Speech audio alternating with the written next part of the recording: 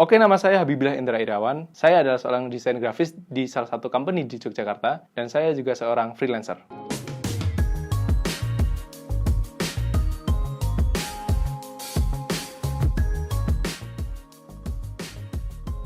Sejak saya kelas 5 SD, dan waktu itu dibelikan PC pertama saya oleh ayah saya, dan masih Pentium 4, itu sudah terinstall Corel sama Photopaint. Nah, dari situlah saya mulai penasaran nih, ini aplikasi apa ya, dan saya coba pencet-pencet, ya kayak gitulah, kayak orang penasaran gitu, dan ternyata, kok menarik juga, dan akhirnya keterusan sampai sekarang.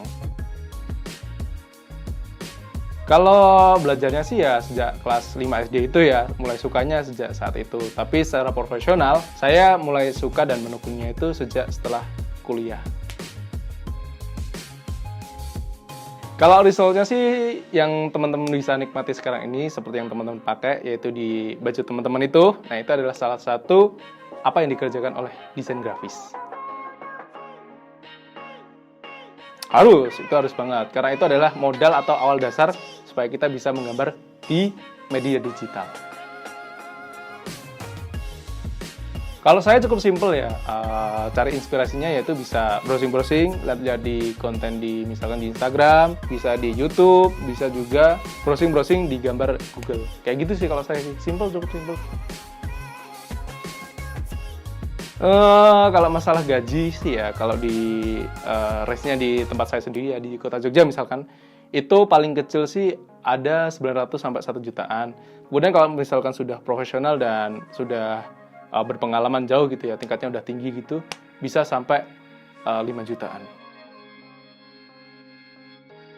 Kalau saya, flow-nya sih biasanya ngobrol sama klien dulu.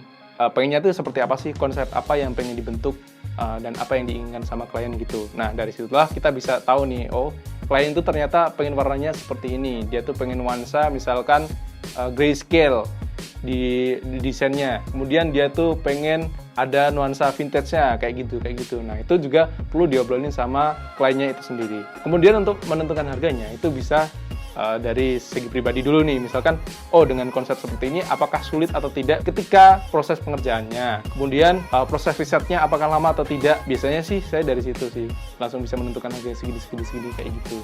Kemudian pengalaman juga, semakin tinggi pengalaman tentu nanti akan semakin cepat pengerjaannya juga kan, itu juga mempengaruhi harganya juga sih. Nah, ini dia masalah yang umumnya. Biasanya tuh klien mintanya macam-macam, revisinya macam-macam, tapi harganya ya seperti itulah, teman-teman nggak usah tanya lagi.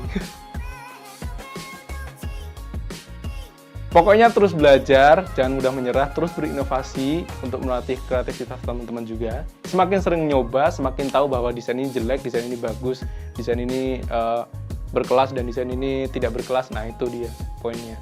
Dan banyak mengikuti pelatihan, karena sertifikat itu berpengaruh besar ketika teman-teman mau melamar di sebuah perusahaan. Oh iya, saya punya saran buat teman-teman, ada pelatihan buat desain grafis, bisa teman-teman kunjungi di situs ini, www.suhu.co.id. Terima kasih, bye-bye.